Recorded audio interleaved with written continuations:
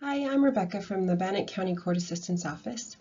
I'm going to go over this petition for divorce with no minor children very quickly, just to give you an idea on how to fill it out.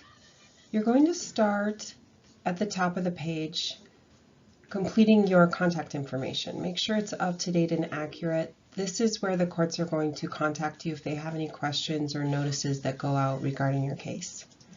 Next, you're going to identify the judicial district where you're filing. If you're filing here in Bannock County, it's the 6th Judicial District in the County of Bannock. If you're filing somewhere else, just put down the district in the county where you're filing. Next, you're going to put yourself down as the petitioner and the other party as the respondent. You will get your case number when you pay your filing fee and file. Paragraph 1 states that you are a resident of Idaho for at least the last 6 weeks prior to filing, and you'll identify the state where the other party lives. Paragraph 2 gives the date and location of the marriage. Paragraph 3 gives the grounds for divorce, irreconcilable differences. Paragraph 4 identifies if anybody is expecting as a result of the marriage. Paragraph 5 just verifies whether or not any minor children were born during the marriage. Then moving on to page 2, paragraph 6 identifies any separate property that you would like described in the petition. It would identify any property acquired before the marriage or during the marriage by inheritance or gift. If there is, you can list it. If there isn't, go ahead and mark none and move on.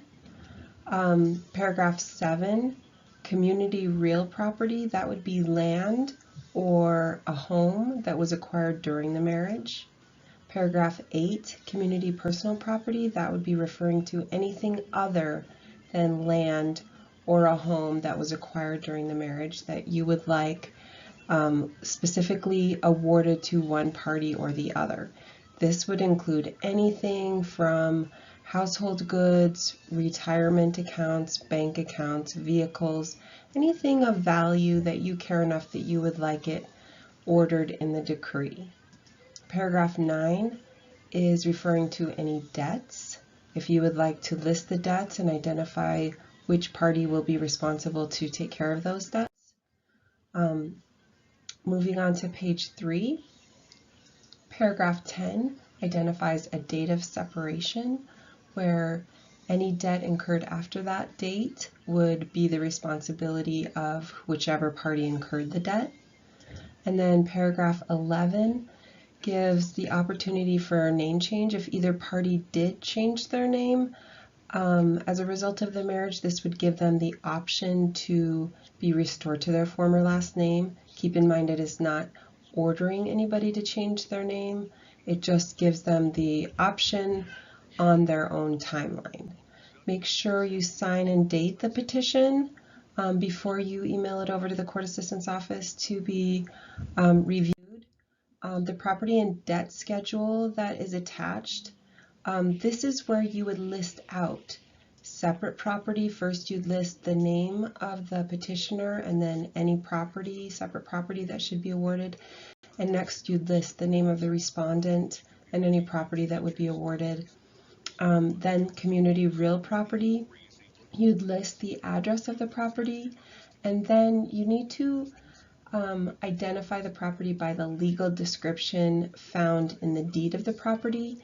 You can either copy that legal description here in these lines, or we found a very easy way to do that is to attach the page of the deed that has the legal description and then just refer to it here, say please see the attached legal description. If you don't have that information from the deed, you can contact the recorder's office in the local courthouse where the property is, and they can provide you with a copy of that. The second page of the property and debt schedule first references any community personal property, and that would be anything acquired during the marriage that's not land or property. And this is where you would list first the petitioner's name and then list that property. And then next you'd list the respondent's name and any community personal property to be awarded. And then finally, in the community and debt section, you would list the name of the creditor and then the amount that each party would be responsible to pay of that debt, and you can either use a dollar amount or a percentage, whichever is easier for you. Moving on to the summons page, again, you're going to fill this out the same way that you filled the first page, the top of the first page of the petition. Your name will go up here at the top. You'll identify which county and district you're filing in. If it's here in Pocatello, you're in the 6th District, County of Bannock. Then you're going to list your name and then the other party's name. You're going to get your case number when you pay your filing fee and file, so you won't have that yet. Here for the court orders that are going to be issued when you file, there's a mandatory court order called a joint temporary restraining order on property.